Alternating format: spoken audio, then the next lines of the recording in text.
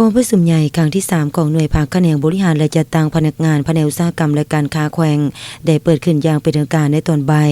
วันที่15พฤษภาคมที่ผ่านมาอยู่ที่ห้องประชุมแผนกของตน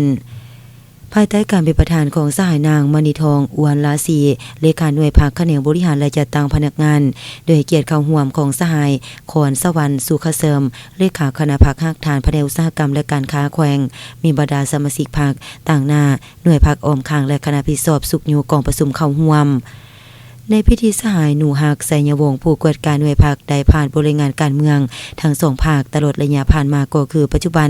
หน่วยภาคได้ถือเอาเวียกงานการเมืองแนวคิดศึกษาโฮมให้สมาชิกภาคพนักงานได้รู้และเข้าใจแจ้งต่อกับแนวทางนโยบายของภาคระเบียบกฎหมายของรัฐเป็นผลอิงในการศึกษาโฮมให้สมาชิกภาคพนักงานที่อยู่ในความรับผิดชอบของตนเป็นประจำต่างหน้าแก้ไขสิ่งย่อท้อที่เกิดขึ้นในสังคมเฮ็ดให้สมาชิกภาคพนักงานมีความรับรู้และเข้าใจแจ้งสร้างความเชื่อมั่นต่อการนำพาของพรรคอย่างหนักแน่นมีความอุ่นเอียนทุนเทียงต่อสภาพการที่เกิดขึ้นเป็นเจ้าการจะตั้งปฏิบัติหน้าที่การเมืองที่ภาครัฐมอบหมายให้ซึ่งแสดงออกในเวียกงานวิชาเฉพาะได้ควรครัวขึ้นแผนงบประมาณใส่ใจประจำงวดเดือนคุมของรายรับรายจ่ายตามแผนงบประมาณสรุปรายงานเงินสดประกอบเอกสารถอนเงินหัวเงินต่างๆของพนักงานรัฐกรภายในแผนกให้ทันกับกำหนดเวลาขึ้นแผนและปฏิบัติการมอบค่าธรรมเนียมและค่าบริการขึ้นกับความรับผิดชอบของแผนกสามารถบรรลุได้ตามระดับคาดหมายและลื่นแผนในแต่ละปี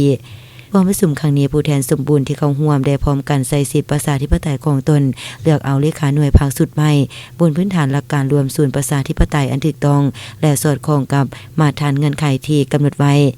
กองประชุมครั้งปฐมฤกษ์ได้เป็นเอกสารการเลือกเอาเลขาห้องเลขาและผู้กวดกาโดยการเลือกเอาสหายมณีทองอวนลาศีเป็นเลขาหน่วยภาคแขนงบริหารและจัดตั้งพนักงานเลือกเอาสหายนางสีวันบุญวงศ์ไสเป็นห้องเลขาและเลือกเอาสหายหนูหักไสยวงศ์เป็นผู้กวดกาตอนท่านยังได้รับฟังการโอลมและให้ทิศสีนำจากสหายเลขาคณะภาคภาคฐานแผนกอุตสาหกรรมและการค้าแขวง